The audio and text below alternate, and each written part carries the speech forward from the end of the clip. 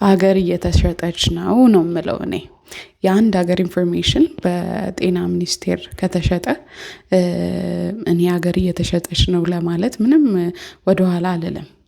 ለምን ሂውማን ራይትስ ዋች በዚህ ሳምንት ካወጣው መግለጫ አንዱ ምንድነው የሚለው የኢትዮጵያ ጤና ሚኒስቴር የህዝቡን ዳታ ለምንድነው እሺ ይሰጣለሁ ብሎ ከአሜሪካ ጋር የሚፈራረመው ብሎ እኔ ይሄ ነገር በጣም ኮንሰርን ያደርገኝ ያሳስበኛል ብሎ መግለጫ አውጥቷል ማለት ነውና ባለፈው አሜሪካ ፈርስት በሚባለው አግሪመንት ኢትዮጵያ እንግዲህ ፈርማለች። ሌሎች ሀገራቶች ሌላ አፍሪካ ውስጥ ያሉ ሀገራቶች እንደነ ጋና እንደነ ዛምቢያ እንግዲህ አንፈልግም ዳታችንን ዝም ብለን አንሸጥም ብለዋል። ዳታችንን መሸጥ ማለት ድሮ ሰው ሚነራል ወይ ጎልድ ወይ ዳይመንድ ነው አይደለ?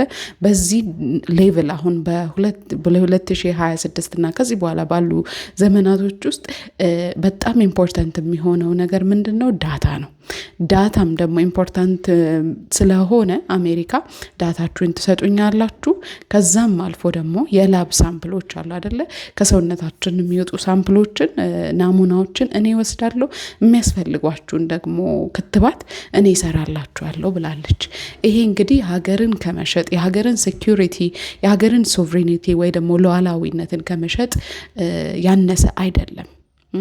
የሆነ ብር ልንወስድ እንችላለን፣ ግን ምንም አውቶሪቲ የለንም። ምንም ይሄ ነው ማለት እንኳን ማንችልበት አግሪመንት ነው እየፈረምን ያለ ነውና ለምን ይሄ እንደሚሆን በጣም ነው ግራ የሚያጋባኝ። እናንተ በዚህ ጉዳይ ላይ ያነበባችሁት፣ ያያችሁት፣ የሰማችሁት ነገር ካለ እስኪ ኮመንት ላይ አሳውቁኝ።